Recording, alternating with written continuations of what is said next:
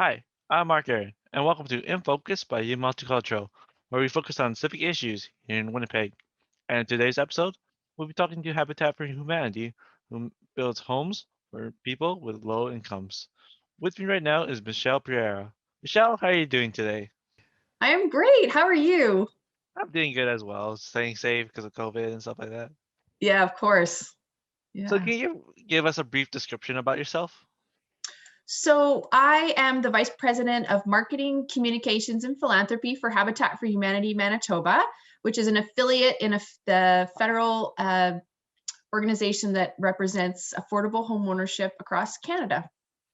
So, what is Habitat for Humanity? Can you give a brief description about that?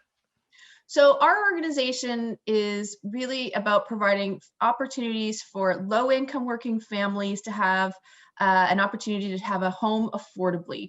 And so what we do is we raise money in the community in a variety of ways that helps us buy the new materials that are required to build new construction homes. Our homes are high efficiency homes and have a very high rating in terms of the energy efficiencies that they deliver to the families once they move in. And so we provide an affordable way for a family to be a homeowner. And they're working low income families that just don't have enough money to get a down payment together or to qualify for a traditional mortgage. And so what we do is create a platform for them to have that opportunity. And how do you determine that like a family needs a home? Like what would you say is your process? It's a long conversations, but at a high level, the minimum requirements are is the family has to have children. So in Manitoba, we work with families with children, with a preference for children who are younger. But if everything was equal, we would choose a family with younger children because we have a better opportunity to impact their future if we get them at a younger age. One person in the home has to have a full-time job for consecutively 2 years at least, or the equivalent of. So some of our families have multiple part-time jobs, and that would also qualify. They have to meet an income level that is based on the provincial poverty scale that Manitoba Housing uses. We use that same scale, and they have to have willingness to partner with us. And so the family has to agree to do what we call sweat equity. So it's 500 hours helping build their home. Sometimes they volunteer in the restore, or they might go deliver some flyers for us. And that is part of their kind of skin in the game in terms of the program. And so they have to complete 500 hours. Some of those hours can actually be donated by friends and family. So there's a percentage of them that we will allow for people to help them. So if you're a single parent, it's hard to do 500 hours, right? And so what we do is help them understand that, it takes a community to build a neighborhood. And so we're willing to have that happen. They have to have good credit, which is really important. They have to have an ability to own a home and be at a stage in their life that they're ready for that next step. And so a lot of our families come from social housing, so Manitoba Housing, for an example. And so they're very stable in that environment. And then the next step for them is to be a homeowner. So what we do is we help them get to that point. So there's lots of other things that are required, but we do interviews. We have a group of volunteers who are amazing. They're called the Family Selection Committee. And what they do is go in and interview the families in their home when they have met the minimum requirements of income and those types of things. And then they go in and see if they're ready to be homeowners and if they would be a good candidate. Because what we don't want to do is we don't want the family to fail, because what's worse than a family going into a home and then they don't succeed. And so we do a lot of work at the front end of the partnership to make sure that they're at the stage in their lives that they're ready to do it. Oh man, that was awful. Sorry. Yep, no worries.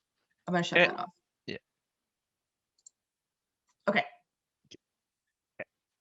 Did you notice that a lot of people are needing a lot of homes now, consider let's say like 2 years ago because of COVID, or was there an increasing decreased number? Well, we never have to recruit for families, I'll tell you that. And I'm Mhm. pretty sure one day would be amazing if I didn't need to have this job. And I don't know if it'll be in my lifetime.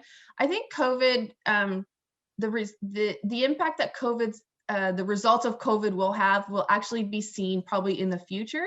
So the families that we serve right now, so the ones that are in partnership with us, that means that they are in the home and they're paying a mortgage right now. We had a very small, we expected a lot of those families to need some mortgage relief.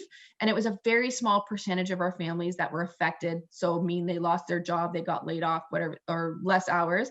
A lot of our families actually work in the healthcare system. So, healthcare aides and cleaners, which was a lot of our families were for professional cleaning companies. And so, obviously, those are high need Mhm. businesses. And so, there was a lot of need for them to keep working. So, we had a very small portion of families that weren't able to pay their mortgage. And so, we work with them and come up with a strategy that's going to work for them and work for us as an organization. But I think what we believe will happen, there's many different steps to affordable homeownership. There's rental, there's assisted rental, and then there's homeownership, affordable homeownership. And the families that we work with are in pretty good positions already in terms of have a pretty steady income and whatnot. So we know that the need is going to be bigger, but we won't see the impact of that probably for 2 years. But we believe that it will be. But anybody that lost their job obviously wouldn't qualify for our program Mhm. at that particular time. And so there's different organizations that would work with them. Okay. And how do you change your way of helping people while still following COVID-19 guidelines? Well, we have a couple ways that we work with the general public. So we Mhm. have volunteer engagement opportunities on the build site, and so we typically would have, you know, just the average person that's. We have a lot of retired people that come and work with us, and they're quite skilled volunteers, Mhm. and so we had to host them differently. We also would have. Groups called team builds that would come out, and so these are organizations, businesses from the corporate community that would uh, make a donation to Habitat to have their staff come out and have a build experience. And it's part of their employee engagement strategy. And so that really was affected last year. We were able to host volunteers safely because Manitobans did such a great job of Mhm. making sure that we kept the numbers low in the beginning. And Mhm. so we were be able to hold, but we did have an impact of cost. So we had to increase our PPE that we had to rotate the PPE out more regularly than we normally would. The sanitation process was different. We had to have, different things that were, masks and all those types of things that affected us from that. Donations were decreased, but weren't lost. So we did have quite a few donors that were still able to support us, which was amazing, and we're grateful for that. So volunteer numbers were down though for sure last year, and donations were less. We also had to cancel a lot of events, and so we're an event heavy charity, and so some of our larger money making events had to be canceled. So that affects us, and it affects us from a financial perspective, but also from a community engagement perspective too, by having those one-on-one dialogues with people at a golf tournament. Like that's valuable to us as a charity. But I think the biggest part that COVID negatively affected Habitat was our restore.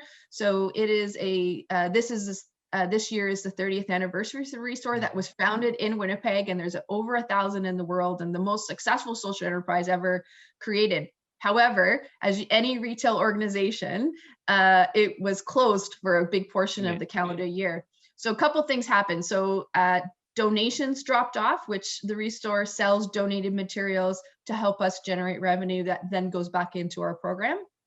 But also, so that was affected. So we had less quality donations for people to buy. And then when the stores closed, we can't sell anything. And so revenue was down significantly. And the revenue and the profits from the restore help us pay our administration costs. So when a donor makes a donation, that actually goes into the build site and buys material, doesn't pay our admin costs. And Mhm. so that number went down as well. And so our biggest recovery is going to be the restore sales this year, and the first couple of months of the 2021 have been incredible, and so people are, I think, pent up and ready to go. Lots of renovation projects happened, and Mhm. so we received some donations from that way. But our bigger donors are the uh, big companies that are renovating their business space and donate all the stuff that they're getting rid of, and that really fell off. So we believe that if uh, if things continue the way they're going in our province now, we're gonna have a decent year. So we're looking forward to that. And speaking of the future, do you have any does Habitat for Humanity have any plans for like let's say fundraisers or stuff like that to help get Yeah. back startup as well? We have a lot of things going on. So we have a Women Build program that it's a group of women that raise money in the community, and then they go out and actually build the home for the family over a 2-week period. And so they have a golf tournament coming up and in the summer that's on our website, which is habitat.mb.ca. All of our events are listed there. We have 2 cycling events that happen. So Mark, if you have a bike and you want to do something fun and you have a bucket list item, you should come join us. So we have 2 events. One's called Spirit of Hope, which will be in August, and Cycle of Hope, which is in July. And it's basically people register, you go out and ask your friends to sponsor you, and then you come and go do a ride with us. And it's all safe, and it's fully supported, and it's a great opportunity to meet new friends and try something new. So go get a bike, Mark, and then you can come hang out with us and document your event. Yeah. Yeah, and then we're planning.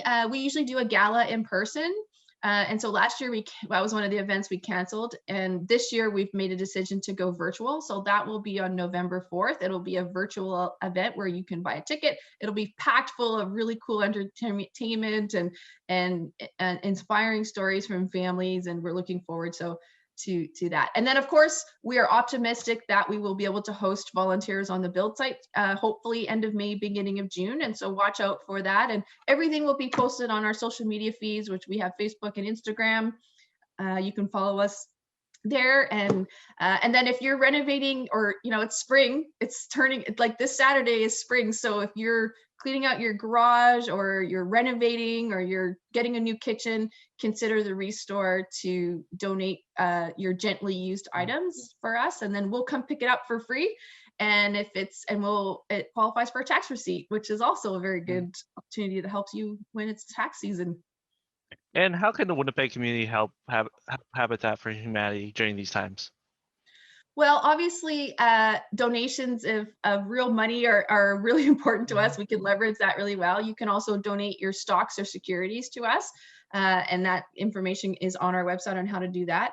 You can donate materials to the Restore, which is really important, or attend one of our events, or just be an advocate for affordable housing. Like, come learn about our organization. Call one of us at the office and learn about that. The families that we serve are just like you and me. The only difference is that they just don't have enough money to purchase a home, and so they're really good quality individuals. They're vetted better than most banks would vet anybody that they would give a mortgage to, and so we work really hard to make sure our families are ready for this next step in their life. And so do things. I think whatever charity it is that matters to you, giving to those who have less is so important, and the world is going to be a better place if everybody picks one thing that matters to them. So whether it's us or a different charity, just pick something that matters, that you make a difference, and I think that we'll have a better future at the end of the day. And do you have any final words or advice for the people listening right now? I think COVID really was almost, if you could find a blessing in it, it's a bit of a reset for us. Slow down, spend time with people who matter, go do good for something. And it could be as little as just helping a little lady cross the road. It could be simple like that, or go cut somebody's grass, or go help a little lady that has her garden bed that needs things pulled or something. Just do something nice for someone else. I promise you that if you are kind to someone else, that it will fill your soul and fill your heart, and we'll just live in a better world. And so whatever that looks like, just find that thing that moves you and impacts you. And I think that life will be good for all of us. But if Habitat happens to be one of them, just call us and we would love to engage with you. All right. Thank you so much for your time, Michelle. Well, thank you for having us. Well, that's it for today's episode of In Focus by U Multicultural. I'm your host, Mark Aaron. A special thank you for Habitat for Humanity Manitoba for their time. Hope you stay safe and have a nice day.